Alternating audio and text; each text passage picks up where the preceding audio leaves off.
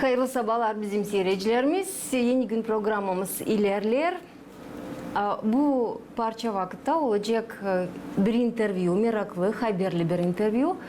Misafirimizle hangisi katıldı? 7 günlük projekte nerede üretim uğrunda geçirilendi tanıştırmaklar hem verildi bilgiler. Nece dokumental filmini kurma çekettiğinden artistlerin bulmasından, ideyadan hem de onun başarılmasından. Buna katıldı Gagauziya'dan, yaşayanlar türlü uğurlardan.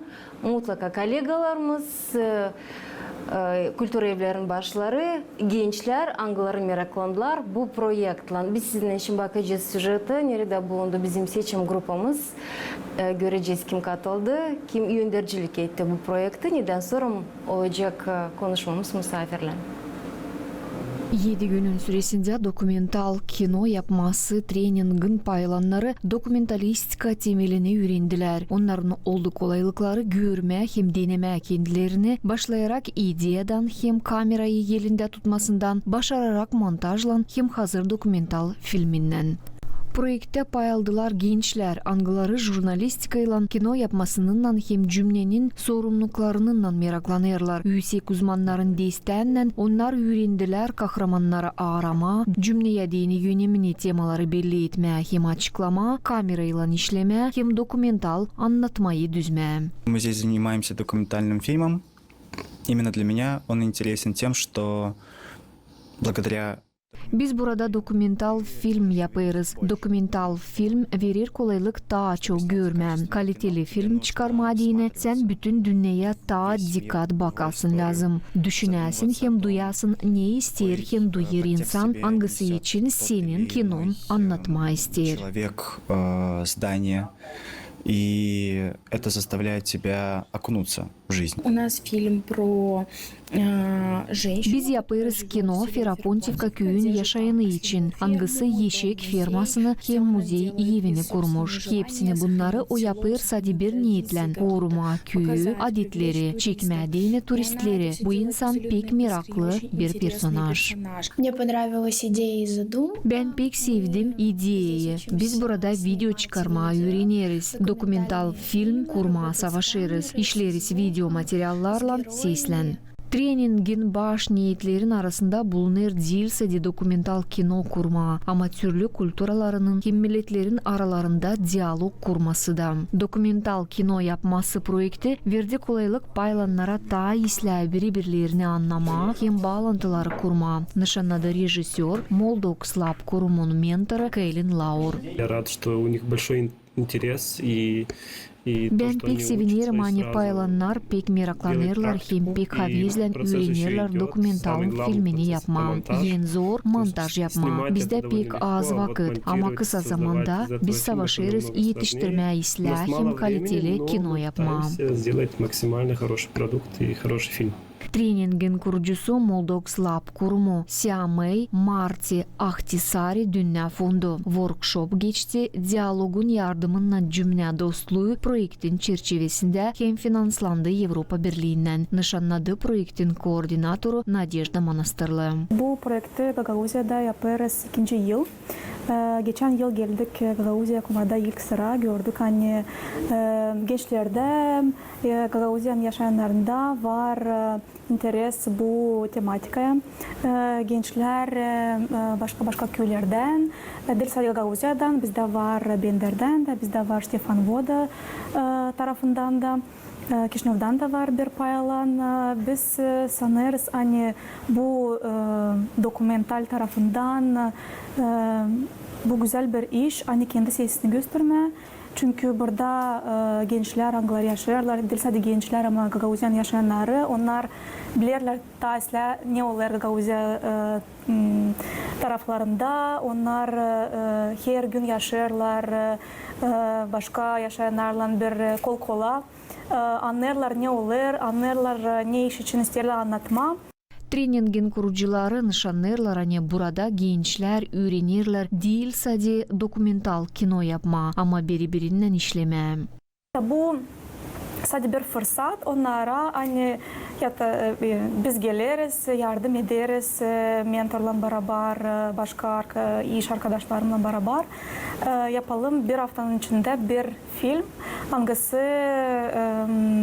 gösterecek ne olur insanların arasında çıkartma insanların düşündüklerini ortaya. Proyektin sonunda paylananlar bir haftanın süresinde hazırlanmış dokumental filmleri gösterdiler. Her birinde açıklandılar temalar, angıları yaşayanların insanlık bağlılıklarının, kultura zenginliğinden hem de isteğinden bağlıydılar. Kollegamız Alla Büyük, jurnalist, projektin paylanı. Gene katıldı, gördük çekimlerde de hani bu projekte. Onun dışında olacak diğerinden bir konuşmamız.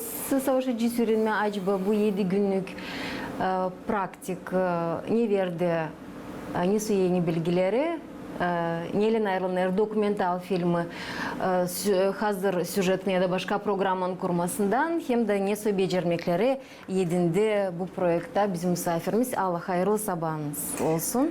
Hayırlı sabahlar. Sağ olasın sen geldiniz programımıza. Nereden öğrendiniz bu workshop için hem de neden düşündünüz katılmağını? Ben bir saytta gördüm haberi. Dedim dinleyeyim, yollayayım bakalım belki bir şey meraklı orada olacak. Benim anketamı kabul etmişler, beğenmişler. O fikirler angular. Çünkü anketada yazardı ne istiyorsunuz siz çıkarma kimin için. Alizinden ben tam başka insanlar için istedim çıkarma. Orada yazdıydım kendi anketamda ama kısmet oldu öyle hani başka kişiler için bunu da anlatacağım.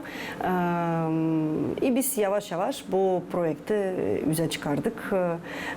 Halizinden istedim çekme bir dokumental kino Andrei Galatsan için hem Tsanko Kılçık için. Niçin yani onlar anılmış insanlar ama onlar için az bilinir. Onların meraklı biyografiyaları var. İz bıraktılar bizim historiamızda. İstedim onlar için yapma birer kino ama sonra konuşarken mentorlarla anladık hani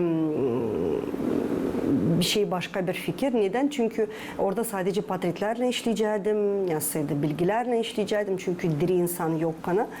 Ya da belki yapay zeka ile diriltecektik onları. Ama dediler yapalım, şimdi öğrenelim yapma bir dokumental kino diri insanlar için. Sonra öteye doğru da bazı sorular başka fikrin yok mu? Bu arada dedim ki ben Dilçok'tan İspanya'dan geldim. Gittim orada benim çocuğum yaşar. Hangisi için ben daha ileriden düşündüm hani onlar için yapacağım bir kino. Nasıl bizim Gagavuzlar başka devletlerde yaşar. Da orada yaptım onlarla interview, yaptım biraz insert çıkardım orada. Yaptım biraz 45 minutluk materyalla geldim ben oradan. Dedi o zaman neyiz biz bunu daha düşünüyoruz ki sende hazır materyal var daha bir şeyler yapacağız. Kullan da bundan olacak güzel bir sonuç. Ben de dedim ki biz birlik kısmet bunaymış. Daha hızlı bitireceğim, başaracağım o filmi. Neden ki yani elbette biliriz bize hep iş hep vakit kalmıyor ama böyle açan sıkıntı zamanla biz de pek hızlı olurum, pek işler olur. Bu film oldu mu? Oldu. Çıktı yüze. Biz bir hafta içinde elbette çekitmeden teoriyada anlattılar. Nasıl kamera tutma, nasıl alma. Kimi işleri biliyorduk. Ben biliyordum. Kimi işleri bilmiyordum. Praktika oldu. Sonra çekittik böyle bir brainstorming yapma, kimin nasıl fikirleri var. Elbette ki bizim mentor Kellen Laur artık bilirdi benim fikrimi, onun için onu ayrı koydu. Çünkü onu ben artık başladıydım yüze çıkarma.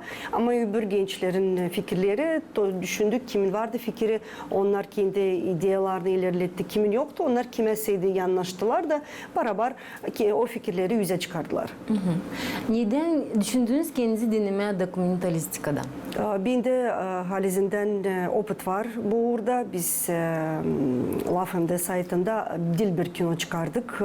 Elbette ki orada bütün işi ben yapmadım hani ideyadan sonucuna kadar. Çünkü hepsinin var kendi işi. Ben ssenaryo, operatörün yanında ssenaryo toplama sonra montajın yönünde ama montaj başkası yapardı. Elbette ki hangi kadrları koyma, hangi paylarını koyma artık başka insan düşünerdi. Biz çok kino çıkardık Gagauzya içinde, insanlar içinde, business karılar içinde, sadi karılar içinde. Burada da düşündük, açlık içinde çıkardık. Ama burada öyle oldu. Hani bütün yol benim üstümdeydi. Elbette ki sağ olsun mentorlar, onlar hep yanımdaydılar. Doğrulttular dedi. Ben düşünüyorum böyle daha doğru olacak. Bu fikri alalım, bu fikri bırakalım. Da onun için sanırım hani bu güzel bir ders oldu bize bir hafta içinde ama pek intensif kurstu, pek çok bilgiler, çok inansanız bir hafta içinde düşünün bir kino çıkarma. Elbette ki uzun kinolar değil, 10 minut, 15 minuta kadar ama 15 minutu da öyle televizyonda bakarsın öyle hızlı geçer 15 minut ama 15 minutun ardında o kadar çok iş ki diyorsun acaba çıkacak mı güzel bir şey olsaydı sadece gülüntü mü olacağız? Ama gene de şükür çıktı. Sağ olsunlar beğendiler. Bize de bu lazımdı. Şimdi çıkarılı hani size dil sadi teoriyi versinemiz. Haliz'den praktikada yaptınız. Haliz filmi bu 7 gün içinde. Hem teoriyi öğrendiniz hem praktika yaptınız. Elbette ki benim ilk fikrim vardı önceden. Onun için ben birkaç videolarında var dediğim gibi 45 minutluk videom vardı materyalım. Biraz hazırlıkla gittiniz. Ben hazırlıkla gittim. Ama başkası sıfırdan başladılar. İdeya. O kahramanı bul, ondan anlaş. Eğer bir kahraman da açık değil, desin gelin bakın bizim gençler çok zorluklardan karşılaştılar. İlkin anlaştıramadılar kendilerini. Sonra onlar ilkin böyle sıcak yürekli kabul etmediler kimisi. Sonra zaman lazımdı ama zaman kıstaf. Hiç yoktu kimisine değini. Kimisi bitki gün hepsini yaptı. Çünkü biz artık yanlaştık, zvont ettik, aradık, yalvardık. Yardım edin, anlayın. Böyle bir proje zaman yok. Öyle toplanıp da böyle bir ekip olarak, bir komanda olarak biz başa çıkardık hepsi. Kim neyle yardım edebildi? Kim fikirle, kim bir telefon açmakla, kim tanesiydi. Buna da denilir komanda. O zaman da güzel sonuçlar olur. Doğru mu anlarım? Hani workshop'un katılanları çıkardılar birer kişi. Özellikle filmlerini hem de komandalı çekimler oldular, filmler oldular. Kimin vardı birer kendi fikirleri da istediler yalnız bu işi yapma. Onlar yaptılar yalnızlar. Ama biz çok dildik yalnızlar. Ben bir yalnız kim yaptı? Hem de Aydarköy'ün Kültür Evi'nin müdürü, direktörü Anna Köse. O da yaptı yalnız kinosunu kilimler için.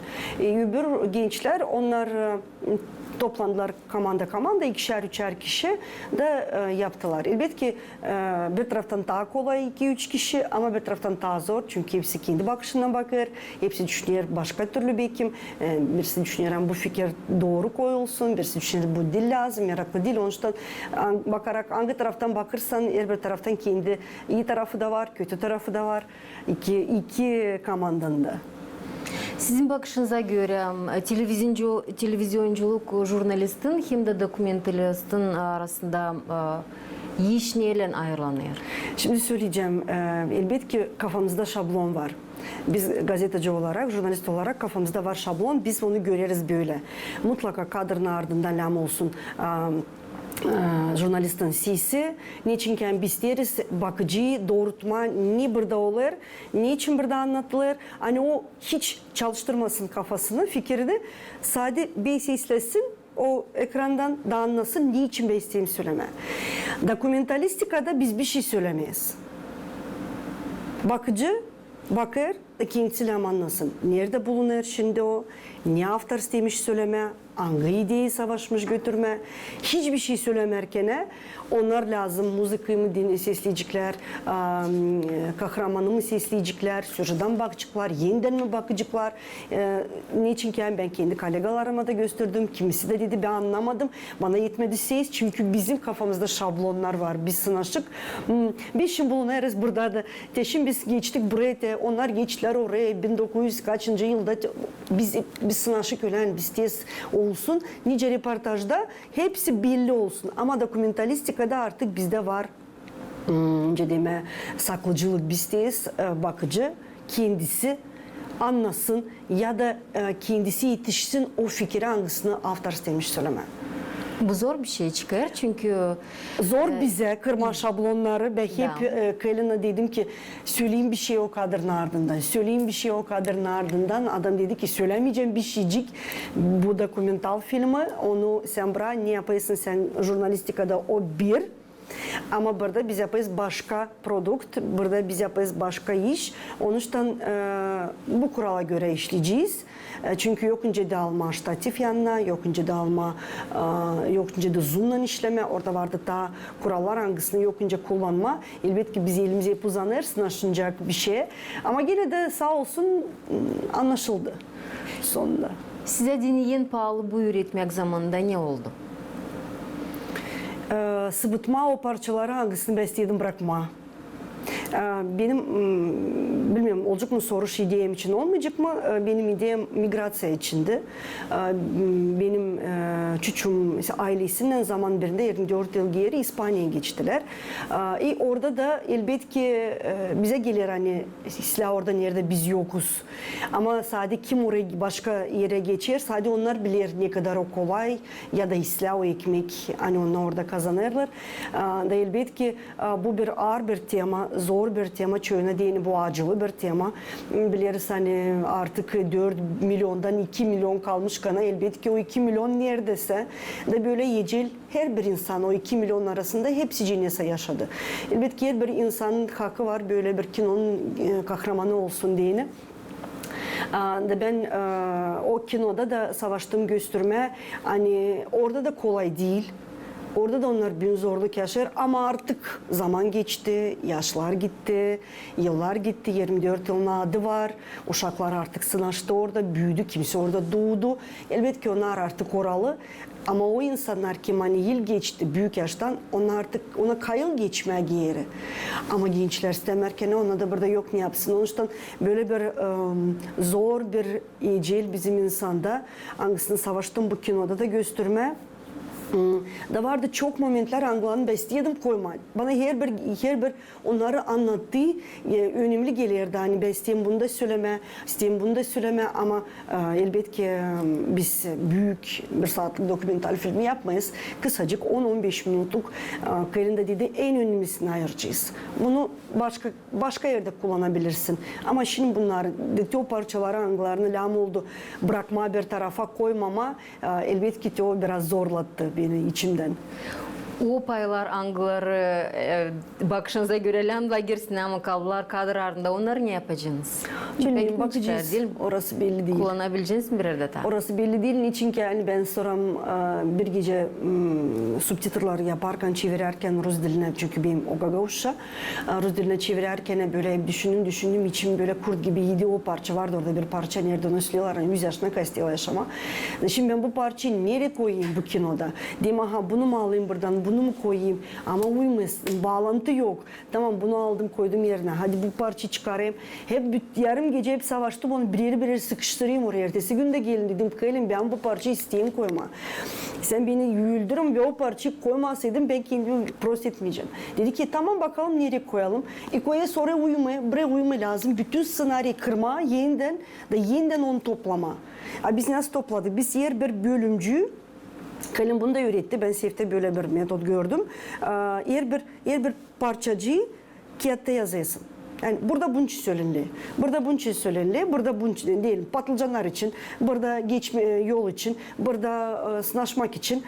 Senin önünde bir sürü yaprak, bir sürü parça yapraklar. Da o yapraklarla sen süjetini toplayasın. Yönde dilen yazılı. Böyle aha bunu koymuşum bunlardan tabi teker. Puzzle gibi. Biz o puzzle'ı lazım yeniden kıralım. Yeniden başka bir puzzle toplayalım. Zaman da yok. Dedim tamam o zaman. Öyle olsun. Son maçın tanıtım oldu. Gördüm. Beğendim. Dedim sökelim bu kadar. Buraya kadar başka o zaman bir şey kırmaz. Öyle kalsın. Eğer insan beğendiyse o zaman biz ne istediğimizi söyledik ona da anladılar. Siz şimdi açıkladınız. Bu temada hangisi çoğu çekimlerde bizim kalkınıyor soruş. Gideriz 3 saatlik çekimlere. Da var insanlar anglar isterler Biz ne kadar çok insan oradan açalım interviewlarını, ne kadar çok gösterelim. Ama açan haberlere lazım 3 minutluk, en çok belki 4 minutluk bir süjet yaparsın o 3 saatten daha arasında en önemlileri de sende olsun. Hem kadrlarında sözünlem olsun, hem interview açarsın, hem de baştan aşağı kadar o fikir lazım yetiştiresin için orada söz gitti. O zaman da küserler insanlar ama bu içerisinde siz şimdi açıkladınız dokumental film olsun, süjet mi, program mı ne mi onun her birinin var sınırı. Onun için istesek de ne kadar çok söyleme, anlatma, açıklama olamır her zaman. Ne en zor geldi size bu üretim uğrunda, dokumentalistikada? Zaman az. Biz hep geleden yetiştirmeyeceğiz. Yetiştireceğiz. Çünkü biz birbirimizin içinde düşünüyoruz. Biz yapayız, hepsi yapayız. Aha sonra şeyde sorma sen oradayısın. Ne adını koydun? İsle, lazım mı yardım? Ne iste? Gel bak bende nasıl oldu? Sonra motorayız, hepsimiz bakayız, doğru mu toplandı, dilim doğru, hepsi fikirlerini söyle, brainstorming yapayız. Ben bunu değiştireceğim, ben bunu yapacaktım. Elbette zaman azdı. Ama gene de anladık hani zaman değil bir şans. Yetiştirdik, hepsi yapabildi kendi kinolarını. Öyle nice o niyetine koyduydu. Daha zorluklarını ben artık bu uğurda bilirim hani çok çekmeye lazım değil. Niçin ki ne kadar çok o kadar zor ayırma sizin dediğiniz gibi. Ama gençler bilmediği için 3'er 4'er saat materyal çekmişler.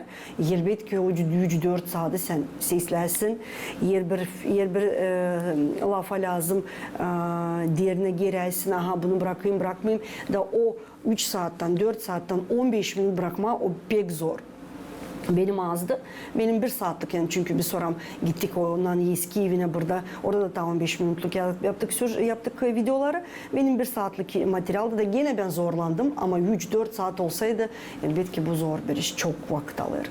Kaç film bütünden çıkarıldı bu projektin çerçevesinde? Hepsi 12 katılımdı insan, gençler ama sonunda 7 kino çıktı.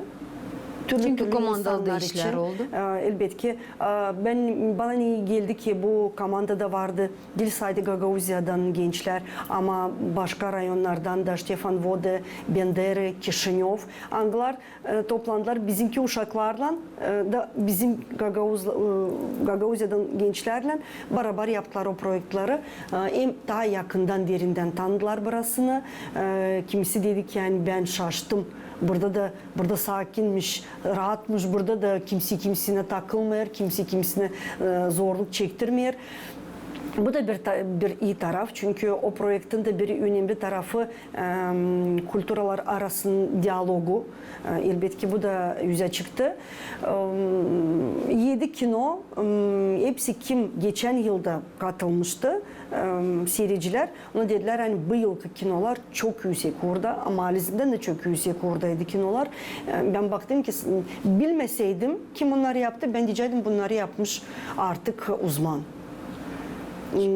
Ya mentorlar iyi çalıştılar ya da yapıcılar pek kaliteli ya da ikisi de. Halim toplam hepsiciyim.